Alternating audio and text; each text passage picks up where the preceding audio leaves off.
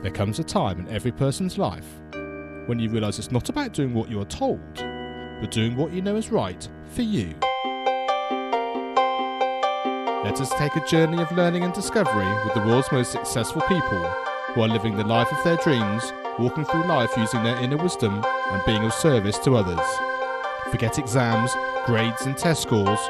What is your purpose?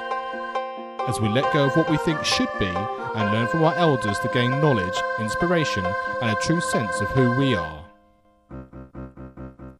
What are your dreams? Does your life have meaning? Are you living a life of significance? Let's talk with today's guest. Hello, my name is Mark Taylor. Welcome back to the Learning on Fire podcast. Today, this is the third and final part of this short mini-series where we hear my guest's answers to the question, what was the best piece of advice you've ever been given and who gave it to you? And I hope you've enjoyed these 3 episodes just so you can hear back to back what some of these great insightful answers have been and how they might influence your life. I also wanted to take the time today to thank our sponsor, which is the National Association for Primary Education.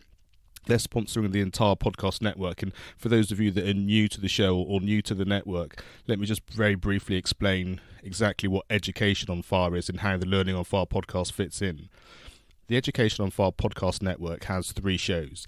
It started with Education on Fire, where I share creative and inspiring learning in our schools, which is done in theme seasons, and we've covered all manner of things from computing to PE to music. And out of that music season, which was so popular, myself being a professional musician and educator, we have during this last few weeks, during this term since Christmas, set up Primary Music on Fire, which is a music membership site for teachers who are wanting to put and embed music in their school but not quite sure how to go. We're literally giving that initial starting point. How do you start to do some rhythm? How do you start to do some singing? Maybe the beginner ukulele, recorder, samba, all manner of things within this membership site, and then explaining how that can be progressed through the school and really revitalise the school really as music is an embedded and central part. As well as that podcast and that music membership site, we of course have the Learning on Fire podcast that you've been listening to, where we're sharing all this amazing content from guests who are living life on their terms so that you can personally take responsibility about how you want to live your life and be very intentional about the direction it goes and take personal responsibility for making the most of your life and living it in the way that you'd like to be able to do it. And the third podcast within the network is one for our sponsor, the National Association for Primary Education. They are basically looking after and supporting children from birth to 13 and all people that are involved in that. So you may be a parent, you may be a teacher, you may be someone working within education. If you're involved with children in that age group, they are there to support you. You can be a member of their organisation, and they do all manner of things that I can't possibly do on my own, which is why I'm so thrilled they're involved. They're part of the all-parliamentary group which talks to ministers and gives as much influence as any organisation can in terms of the sorts of things which we believe are really important for child development. You know, talking against some of this massive amount of testing that's going on, having a wide curriculum, actually being able to give the child's perspective and the teacher's perspective in a way that will just encourage everybody to be positive, proactive, and have a child-centred vision of learning. And so I'm really grateful for them to be giving me the opportunity to support them in what they're doing, and also for them to enable me to grow this network to support in so many of these ways, that high-level way that NAPE can do, and the influence we can have over schools through the Education on Fire podcast, and our personal thing that we can do within Learning on Fire. So that's just a little brief idea in case you haven't come across the entire network before. And as I said, this is our third and final little episode answering the questions of what was the best advice you've ever been given and who gave it to you. After today's episode, we're going to take a very short holiday of just 2 weeks. It's the Easter time here, and myself and my family have a holiday to do and to spend some time, and it's been an absolutely fantastic few weeks and few months, but we've been working either ends of the day. I personally have been doing performances in the evening. I've been doing my teaching during the day. I've been doing all this podcasting and membership creation around the same time. So it's time for me to take some of my advice and actually just take a week or 2 to step back and recuperate so that we're ready to crack on again in a couple of weeks' time. So to make sure that you have everything you need so you don't miss anything, please subscribe to this podcast, whichever program you use. Subscribe so that you get all the latest content coming through to you.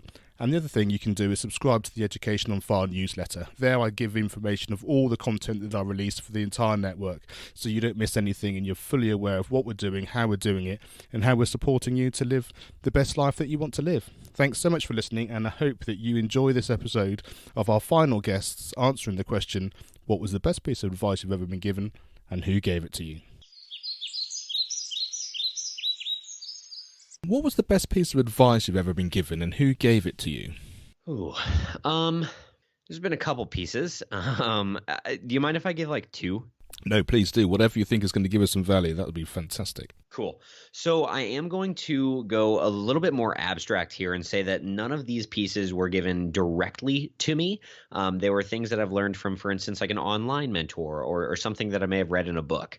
And so the first one would be that you are the average of the 5 people that you spend the most time with. And I think that was Jim Rohn that said that, but it goes around pretty frequently in the entrepreneurial space and the self-development space. But the average of the 5 people you spend the most time with, it's just so true. And what it's done is allowed me to think bigger and really actually focus with more intention to build my network and figure out how can I get around people that are either making more money or people that are living a healthier lifestyle or people that are better communicators, people that actually have goals and really want to take their life somewhere. And maybe actually instead of just having the people with ambition around you, how can you surround yourself with the people that have already done what you're wanting to do?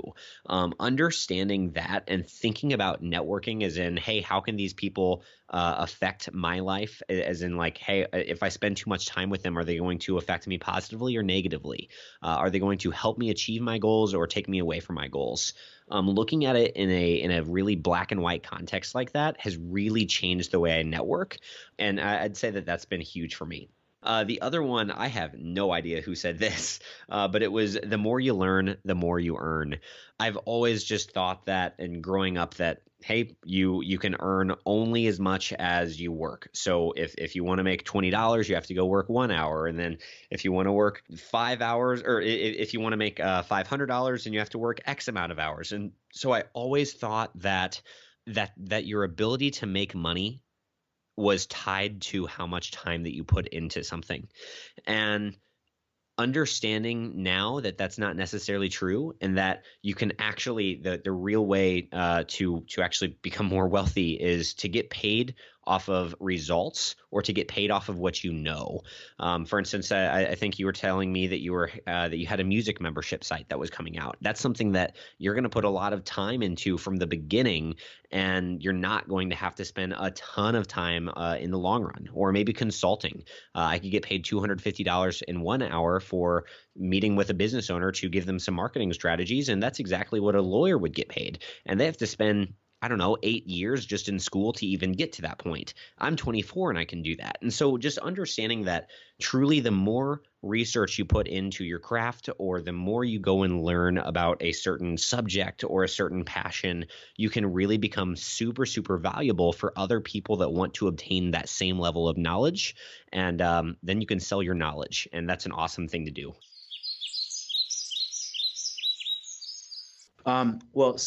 There's when you grow up, people always say things to you, whether they're, negative, like a bully, those things stand out. Those can motivate you as well. But, some of the positive things, and they come from all different kinds of random places. But, one time in Ann Arbor, Michigan, at night, I think after, a party or something, or, late at night when we were getting like subs or pizza, this homeless guy near a payphone. I don't know why. It's kind of random, but he noticed that I was acting kind of cocky or something, kind of like, brash, or puffing my chest out about, being loud, or I don't know what it was, but I rubbed him the wrong way.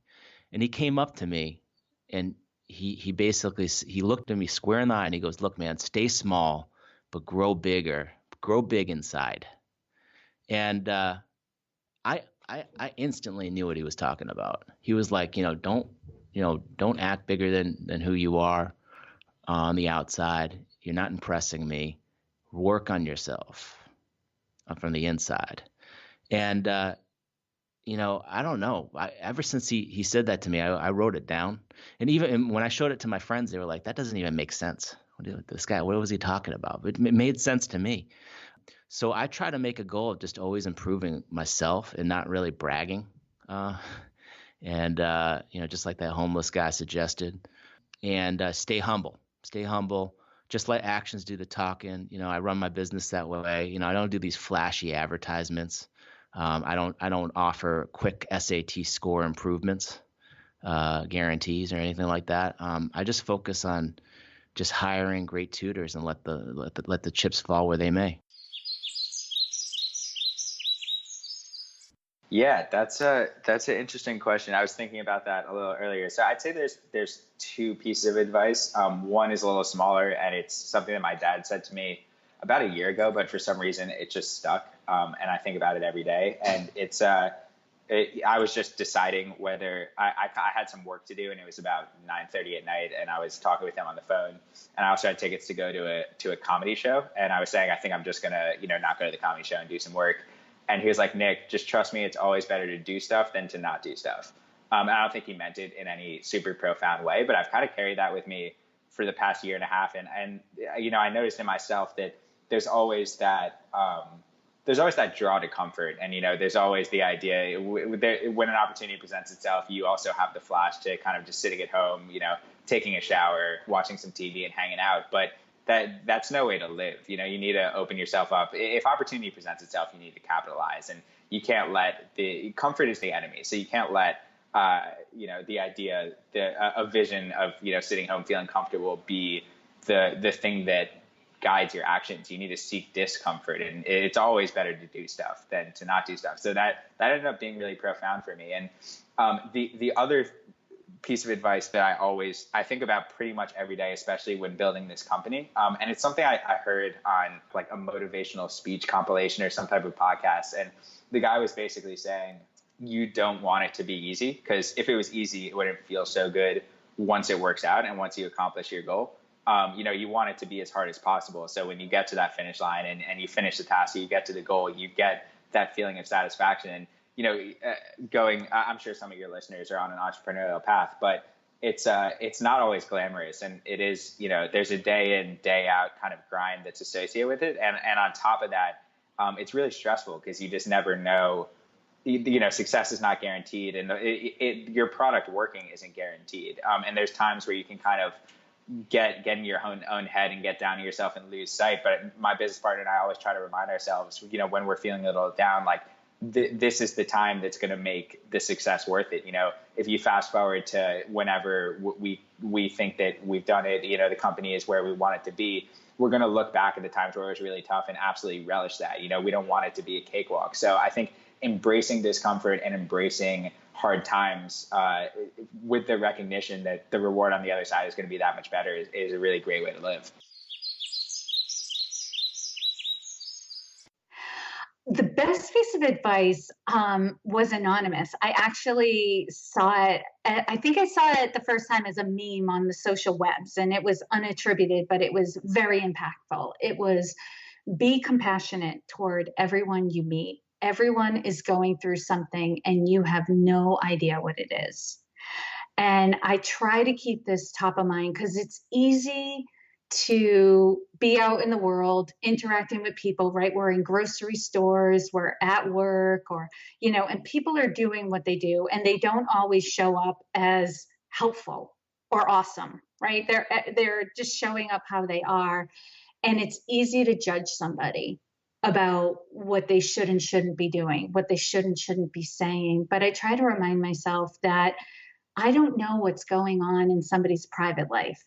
And they could really be going through something big, and that's what's causing them to, not be very self-aware, right? Or mindful of other people. And that if I can bring compassion, it also is going to help my own stress level, right? Because otherwise I'm just going to get stressed out, and there could be a good reason, why they're showing up the way they do. So again, it's be compassionate towards everyone you meet, because everyone's going through something and you have no idea what it is. Ooh. That was probably one of the hardest questions to answer, because there's so, I mean, I truly believe that people are in your life for a reason, either to give you advice or show you the way or all those things. And one thing that comes to mind, I would say the last 10 years, I believe you want to grow every aspect of your life. And I've also grown spiritually. And I think, to answer this question, one of the best advice someone has given to me actually was the big man upstairs. And he had said, "You can do all things through Jesus Christ who gives you strength." And to me, that was, and it could be whatever higher power you believe in, but to me, him saying that to me throughout the years, I felt like there was a kind of something, like a weight lifted off of my shoulders, because all my life I felt like I had to do everything myself. I had to make things happen. And to me, it was like stressful. All the struggles, I had to get out of it. I had to persevere. And so knowing that there's something else behind you, kind of like giving you power or giving you that strength, I felt like there was like some powerful force that, like, having that power, almost like a superhero. I always compare it to like superhero powers. Able to guide and strengthen me through my entire journey. And I've used that through completing my first full Ironman. Like, when I compare it, like, mind you, over the years, I've been overweight and obese. I would be like 50 pounds overweight. And to do a full Ironman 2 years ago, and I'll probably have to share my whole fitness story. Um, to be able to lose the 50 pounds and do a full Ironman, and now racing across the country on a bicycle in 7 days, and wanting to complete doing a marathon, achieving things that I honestly couldn't do by myself. And I think that was just given me kind of a whole new mindset. So yes, that was the biggest advice I think that I continue to use throughout my life. Interestingly, it was from the current Prime Minister of Pakistan, Imran Khan, who gave it to me back in 1992. But he was just a cricketer at the time, and he had recently led his team to win the World Cup. And I remember he wrote it for me. He told me it's his motto, and he wrote it next to his autograph in this tiny diary that I discovered in a safekeeping box in my parents' home this Christmas. And it read, "Nothing is impossible if you are prepared to work for it." And I think there's really something there, because, Imran Khan himself went on to build Asia's largest cancer hospital that treats nearly all its patients for free. And he formed this challenger political party in the country that he eventually led to power. So I think it's obviously worked for him on more than one occasion. And I think there's really something in that motto.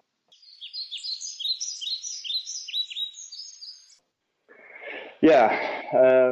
So I think the advice is twofold.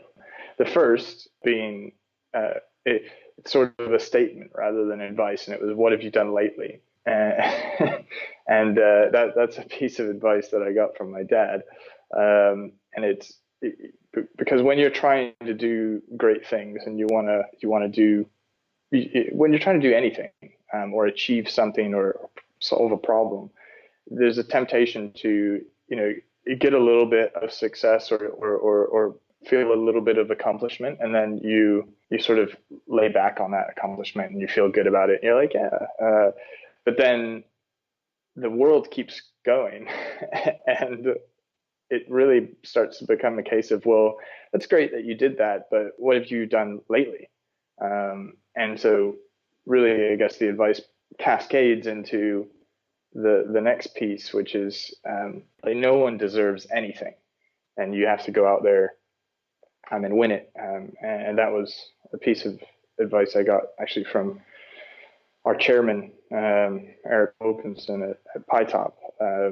Because when you're trying really hard, right, and you think that you've done great stuff lately, it can become frustrating when you feel like, you want the company to be bigger, you want something in your personal life to happen, or you want to get something done, and you become frustrated because it hasn't, you haven't done what you wanted to do, or something hasn't happened the way that you want it to happen. And then you have to realize that actually, there's no such thing as deserving anything, actually.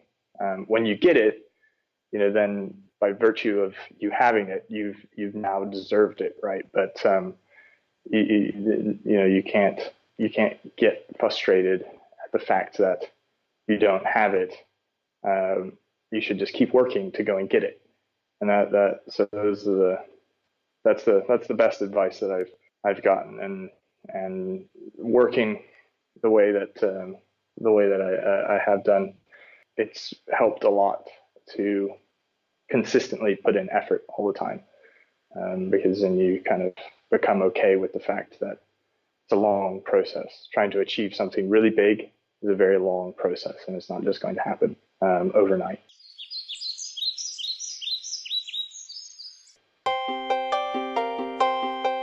Thanks for listening to the Learning on Fire podcast.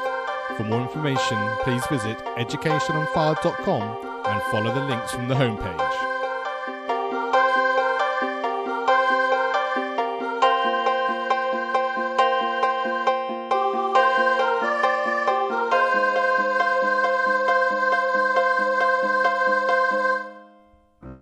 Education is not the filling of a pail, but the lighting of a fire.